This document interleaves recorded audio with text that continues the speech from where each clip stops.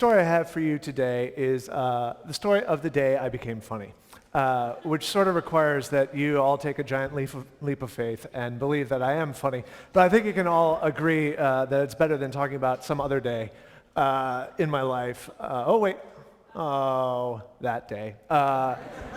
So this is a slightly less tragic story, the day I became funny.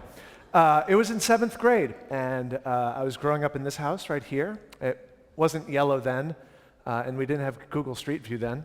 And I had recently been put in charge of this yard here. It was the yard of Fern and Bud, right there.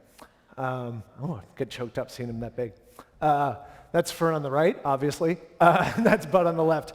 And they had just, in this picture, brought a cake over to our house, though there was no one in the house named George.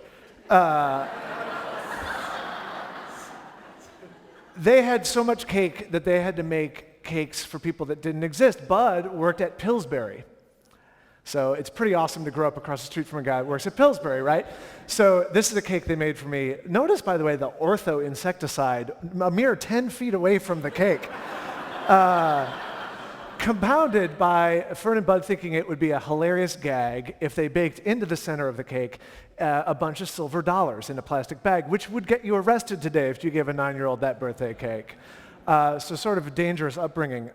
So Fern and Bud were hilarious. Fern was super warm and great, and Bud, we'd be playing touch football out in the street, and Bud would come bombing down the street in a 1970s car, like going like this, like he had no control of the car, and the car would be going like this.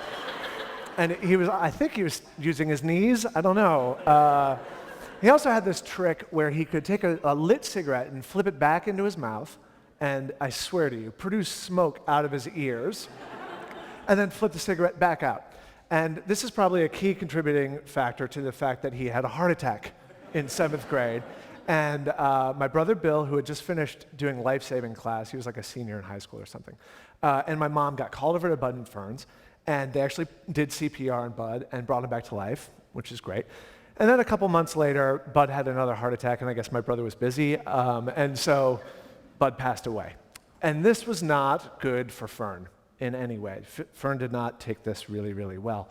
And all the adults in my neighborhood were really worried about Fern, and my mom primarily was one of them. And so somehow my mom got it into her head that things would be better if I helped Fern with her yard every Sunday.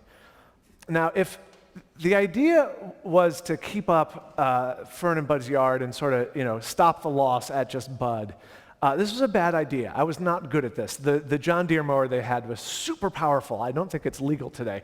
And the thing would just drag me across the yard, and I would scalp everything and go over topiaries. And basically, my working on the yard eclipsed the tragedy of Bud's passing. The yard was a much, much worse loss, and people would just fall on their knees on the sidewalk. So I don't think that was my job, in fact. I think that my job, in my mom's infinite wisdom, was to build up a sufficient thirst while wrecking the yard, that I would have to go inside and have a milkshake with Fern, which I did. And I would go in and have a milkshake with Fern, and she would tell me things I don't think she was telling anyone else at that point. And the milkshakes were awesome.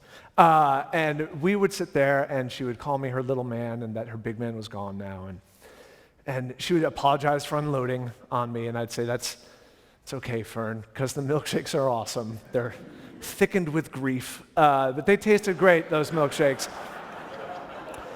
And we'd sit there and look out at the devastation of the backyard, and we'd look out at the pool. The pool, that's me. I got this off Getty Images, I don't know who that is. That's me. It's the pool I learned to swim in, and my brothers learned to swim in.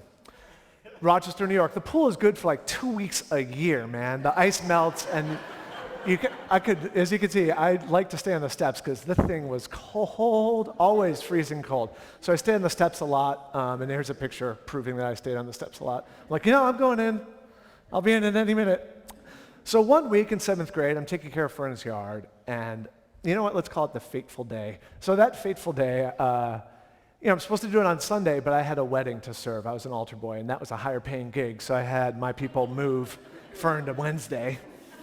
And so I went over on Wednesday, went over to Fern's, knocked on the door. She didn't answer. I went in the backyard. The pool had just melted. Go to the backyard, look at the pool, and look over there. Oh, over at the pump house, there's Fern. Hi, Fern. Fern didn't reply, which was rude, except for the fact that actually Fern wasn't over there. She was there in the pool, dead, with all her clothes on, and a vacuum hose just kind of beautifully haloing around her. So that was weird. And my brain took a second and said, gee, I wonder if I made myself look over there and say hi to Fern that wasn't there, just to give myself enough time to collect myself to look back and deal with this. I honestly thought that sitting right there. I was like, weird, I wonder if that was a trick of my mind, or if maybe she was there, I don't know. The next thing that happened was also really weird. I had this weird out-of-body thing happen. I swear this happened. I rose up a little bit, like a crane shot, up above myself and kind of saw the whole view, which is weird for two reasons. One, I didn't earn this. Fern died. This should have been her experience. I should not have an out-of-body experience. And two, you don't get a lot of booming crane shots in the 70s in Rochester, New York. So I think, again, that was my brain sort of going, wow, reconciling some things that are tough to reconcile. One, this pool is so clean except for this dead body in it. That's one.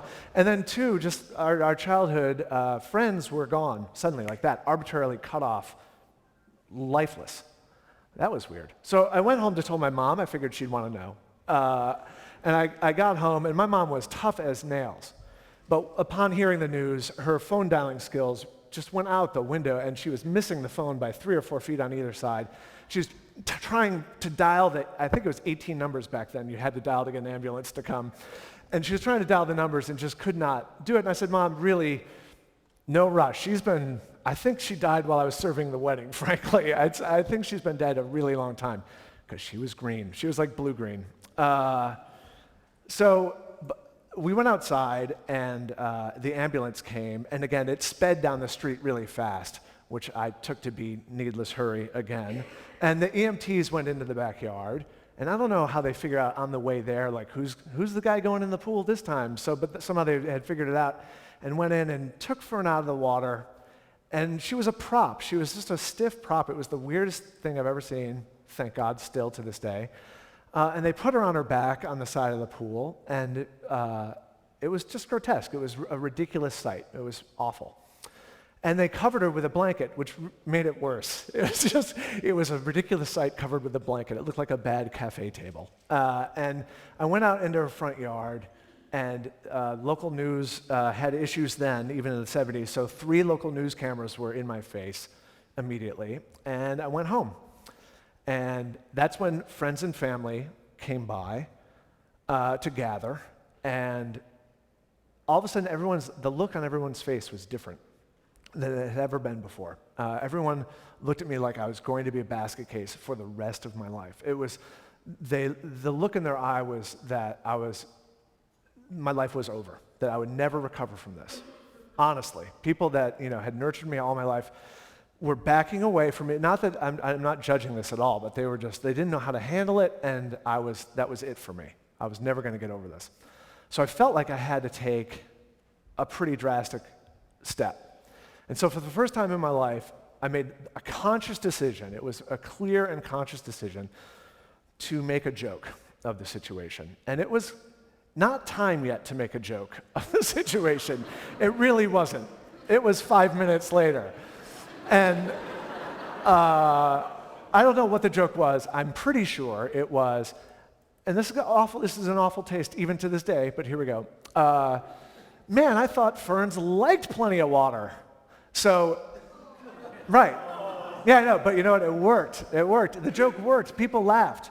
And so I had to come up with more. They were just dying for more jokes about it. So I was like, she doesn't pay me enough to skim her pool, or, just whatever. It didn't matter. What mattered was, and I know it sounds awful that I was joking about it, but here's the thing.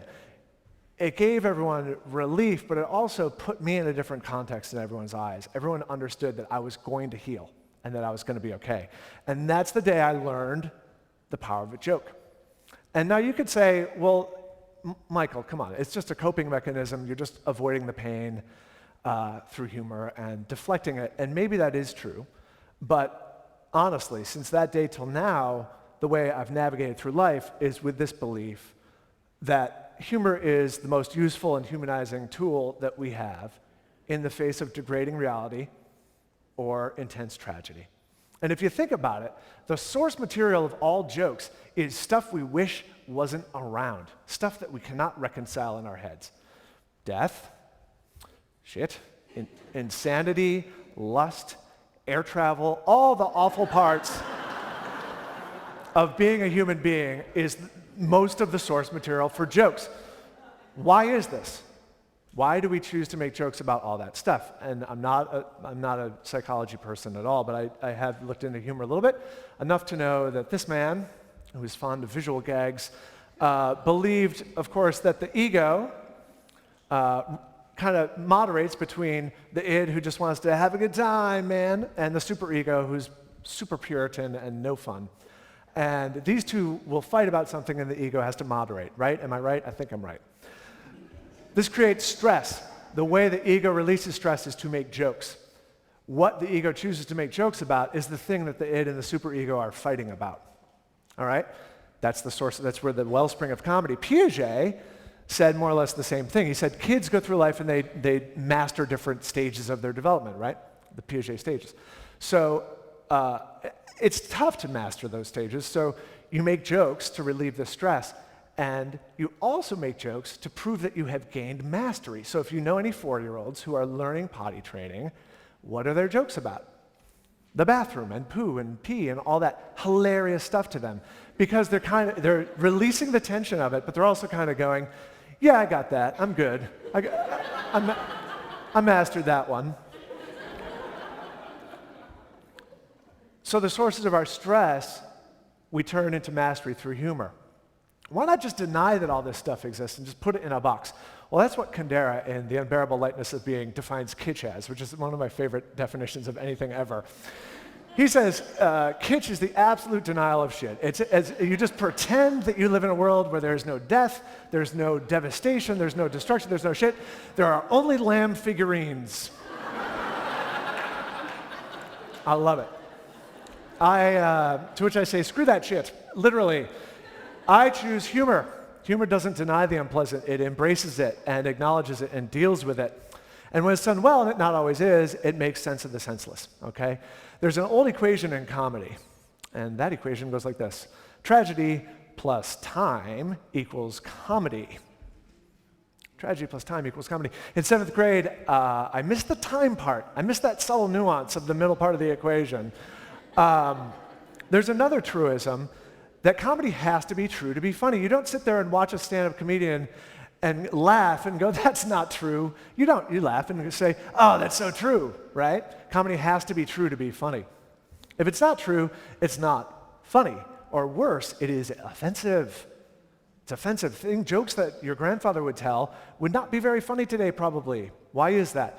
Because our understanding of the truth, our commonly held understanding of the truth, has hopefully evolved and changed and shifted. That's why humor goes out of fashion, because the truth changes a little bit. Humor tells the truth as it sees it. A good example of that, and one that now lets me write off my education, is King Lear, the fool in King Lear. You think he's there to be a comic relief guy in a pretty desperate play, but really he's there to tell the truth. King Lear lost his mind, driven his daughters away, everyone's pretty mad at him, he's divided his kingdom. And the fool is one of the few people to tell him, hey, buddy, you're losing it. You're wrong, big time. He calls him a smelly dog at one point. He tries to make him wear his hat, his fool's hat. He sings a song to him like an old-time Andy Samberg. And when Lear goes mad, the king goes missing in the 3rd act. When Lear goes mad, the fool goes missing. Which English majors write papers about all the time, I'm sure, saying, well, his rationality, that means as a symbol of Lear's rationality leaving. Well, the thing is that the fool is the voice of authority in the play. He's the only one really telling the truth, and in a way that the king can hear it, more or less. It's the only person the king sort of pays attention to. The Simpsons is a modern-day equivalent of this. This show has been on for 20 years. The topics of The Simpsons, if you think about it, are lust, greed, infidelity, race, politics, class, religion, marriage. That's the fodder of The Simpsons jokes and what we've tuned in greedily to watch for 20 years. If this were a drama, I don't think it would have lasted 20 years. It addresses topics that nothing else can address. I also think that if they were drawn a little bit more realistically, if The Simpsons had human skin and not a big overbite, the jokes wouldn't be as funny, and we wouldn't, and therefore the writers of the show wouldn't be able to deal with the severity of the topics that they deal with week in and week out for 20 years. But because there's that level of removedness from reality, humor can speak the truth. So humor can be the authority. Take the news today. Obviously, this used to be the face of authority in terms of the news, and now this is. And it's true. I mean, you've read the articles that many people tune into this man to hear the news, to find out what the news is, and actually to hear it wrapped up in a comedic bow at the same time. All of the tragic, the insane, the mundane of politics, the sophomorism, all of that you hear about, but wrapped up in a comedic bow at the same time. So maybe I wasn't really that wrong when I made the joke 5 minutes after Fern's passing. Maybe we're at a point now where you can say the truth, and even if it hurts, and have it be funny at the same moment. Either way, it's a good thing that I learned this very early. I've had plenty of opportunity in my life to use humor in this way. I've lost both my parents. My wife has lost her parents. I've lost friends. You know, even so, all of us in this room are probably, compared to the rest of the planet, pretty darn lucky. But it's a lesson that I'm really glad that I learned early. And the lesson, just to summarize it, is that humor makes us more human. Humor makes the truth more humane. And that even when we're robbed of something, I believe ultimately humor can give us something back. And that's the thing I learned on the day I turned funny. And for that, I'd like to thank Fern.